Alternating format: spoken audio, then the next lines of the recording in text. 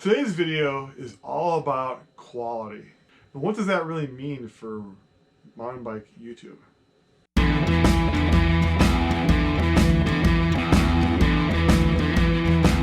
So quality is a thing that gets thrown out a lot when it comes to YouTube. So is your channel high quality, is it low quality? What kind of quality do you have? And I think a lot of times, like with people who start out, they start just for fun, their quality is normally pretty low. They probably don't have good video, they probably don't have good audio, there's probably not much story going on. So in my opinion, some of the best quality out there is the stuff you're going to see from the big brands like Shimano, the Free Hub, and Pink Bikes. They put out really high quality videos, and these are videos that are done with probably multiple people that are doing recording, multiple people that are doing the editing. There's a team behind these videos, and to be honest, I doubt Shimano and Free Hub and Fox. These guys aren't getting a return of value from these videos. I think they're putting it out, and it's good marketing for them, but it's cheaper for them to probably do that than like a TV commercial, and they'll get more views because they can concentrate their views. But in the long run, I don't think they make that. They probably don't make any revenue off these videos. Pimp Bike, on the other hand, and Bike Magazine, these are another high quality videos that they're targeting their audience. They're trying to pull more people to their website and to their content online. So I can see where these draw value for them, because they're trying to pull people not to their videos but to their website. And that's where I can see they can say, okay, yeah, they'll get some value out of this, because they'll pull eyeballs onto their site. Again, these are highly produced. I doubt there's less. They might be using one cameraman, they might be using one editor, but the fact is, these are people that are paid to do this, and if they don't do a good job, they're going to find someone else to do it. And to me, that's the bar. That's those are the top ones. Then you got to start looking at, well, if you're not, the high quality there is those publishers, then you've got the YouTube channels that are dedicated to mountain biking that do videos. Then I'll look at the quality level, and then you look at look at the Lone Ranger, who's highly polished, really high quality videos. You've got the Seth Bike Hacks, highly polished, high quality videos. You have the BKXC stuff, this highly polished videos, not probably as high quality as some other videos, but they're up there. And you've got like the BCPOV videos that are they're up there as well. But I definitely think you've got three different tiers there. It's easier probably if you have a second person. If you look at the Lone Ranger, Beth, his wife is a photographer, professional photographer. He's a professional photographer. They have years of experience editing videos. They have years of experience working with lighting, working with software, and making great looking videos. So it's not that surprising to see that they can put out really highly interesting content. That's the key. So they not only do they make really good content, high quality, they make interesting content as well. And that's a marriage that not many people have been able to pull off. When you look at like Seth Bike Hacks, I don't think he's doing a lot of stuff with a tripod.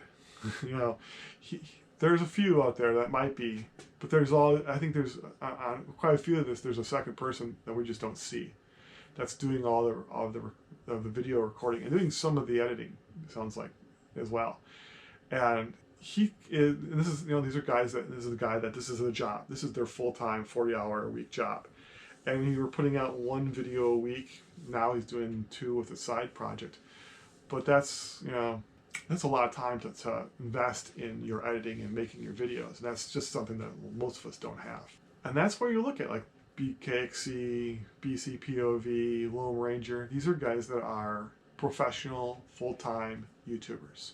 Tough to go and compete at that level when you are doing this for like 10 hours a week, or maybe 12 hours a week. On top of you're doing this on top of your current job. And sometimes you're just doing this like 3 hours a week or 4 hours a week, or not even that. So it's tough. What brought this all on was recently I got a comment from a person saying that my video quality was unwatchable, that I should not spend so much money on my bike and buy a decent camera. And I thought it was pretty funny. I had a good laugh at this.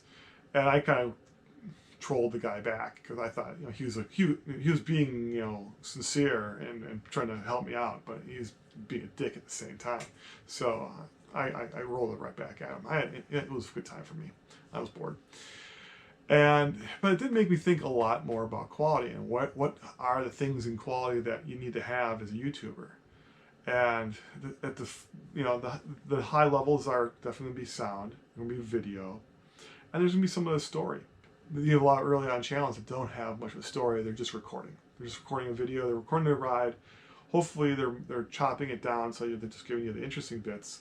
But for the most part, there's not much story. It's not much, there's not much conversation. It's like, hey, I'm going here. I'm riding this. This is awesome. And you're just watching POV for the entire time. And that's fine. That's good stuff. I mean, I enjoy that, a lot more than I enjoy the bloggy stuff. That, some people look at that and say, oh, that's not the quality. Well, but is it? I think as long as you have, you spend your time on making the video visually look really good, the audio look really good, and if you cut it down to a precise enough piece, you can make a really good video that way. It still can be really an entertaining POV video that people want to watch. So I think that's the core of what you need to have. And what people start adding on is to say, oh, well, this is how you add quality to your video. And it's not really adding quality, it's just adding production value to your video. You start doing the vlog stuff at the beginning and maybe in the middle and maybe at the end as well, and you're just talking to the camera. And is that really adding value to your video, or is that just fluff that you're making me watch to get to the mountain biking? For me, that's why I stopped watching a couple different YouTubers, because I'm like, you got a 20-minute video here in the first 7 minutes of POV. Fuck that shit. I'm gonna move on. But there's a lot of people that are like, oh, you need that. That's adding quality to your video.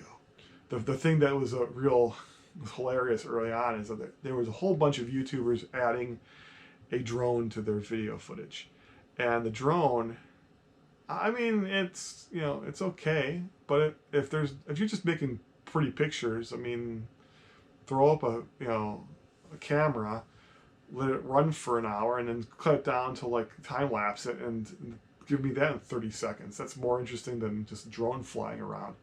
I look at like Nate Hills, and what he's doing with the drone is actually pretty good. But most people don't utilize a drone that way and don't do a good job with a drone either. It's interesting to watch that a lot of people, I think, went out and bought these $1,000 drones to get this cinematic view, and it didn't really add any value to their video. I mean, it might be, they might feel more happy with the video. They might think it looks more production than it did before, but I don't think it added any real value as a viewer, and I'm guessing it really didn't add any views to their accounts either, because it was not a quality improvement. It was a production value improvement. And that's where I think it gets tricky. Like, okay, well, you think, oh, do I need to add music to my video? Do I have to find the right song to my video? That's not adding quality to your video. That's adding production value. The video is a little bit more enjoyable as you watch it a little bit longer. Honestly, I end up throwing music in my videos when I get bored, and hope that the music kind of keeps people sticking around. You can watch my videos and figure that out. Going back to other YouTubers that I've watched, and I watch a lot of YouTube. So I've got a lot of people I watch. And I watch the Shreddist, watching VanCam, and I'm watching the Outsider MTB. Like 3 big examples where I think these are channels that are on the growing, they're moving up, and it's interesting to see what they've done. And I think that all 3 of them have the vlog aspect to it. I think the Shreddist has really gone down that path, because I don't think there's much riding going on. He's going down that Seth Bike Hacks path of let's build stuff, and people will watch people build stuff, because that's just interesting to see. I'm never going to build a jump myself, but I'll watch someone else build a jump. That sounds awesome. And you look at VanCam and you look at the Outsider MTB. It's interesting that these guys started out as really, highlighting trails, riding their local trails. And I think the Outsider MTV has been putting the vlog stuff at the beginning of his videos since the day one, and it's a good way to connect to him, and it helps with the video. And I think you build that relationship, and you're like, okay, you can kind of get the feel. You feel like you know that person a little bit more when you see them talking to the camera, giving you a little bit of what's going on. Same thing with VanCam. I think he started adding a little bit more vlog. He still has his really just shredding videos where he's going through trails, and maybe does a little bit of in front of the camera stuff, but not much. I don't think he, I have to think back on, but I don't think he does that much into the camera. Those are, you know, three guys that are not, I don't believe, are professional YouTubers. I'm pretty sure VanCam and the Outsider have jobs. The Shreddist, I think, has a job. I'm not 100% sure what he does, but I'm guessing YouTube is not his main source of income. Those are examples of channels that are not full-time, probably put a lot of hours in towards YouTube, but haven't gotten to that next level of we're going to go full-time YouTube and put in the effort to do that. And I think that they're doing just fine. And I feel like those are really high-quality videos, but they're not full-time YouTubers. So I look at a BCPOV video and like, is that really that much better than the Outsider MTV or VanCam? And or the Shreddist? I don't know. I personally, I don't think so. So does quality really make that big a difference in your channel? I don't know. I feel like you've got, when people say like, oh, my quality isn't that great, I'm like, well, I'm not going to throw in thousands of dollars to waste to make my videos a little bit better, that like 5% better, the hope that I get 100 more views, 500 views, 1,000 views. I don't think that's going to happen. I don't think there will ever be a day where I can release a video and get 1,000 views that first day. That's never going to happen. I accept that.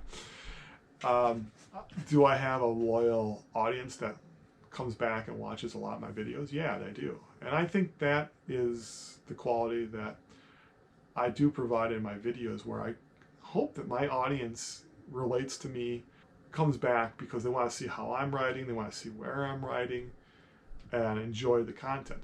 But I do know that a lot of that video, the content, is people just coming by and they see a video for a place they want to ride, and that's how they come to my channel for the most part.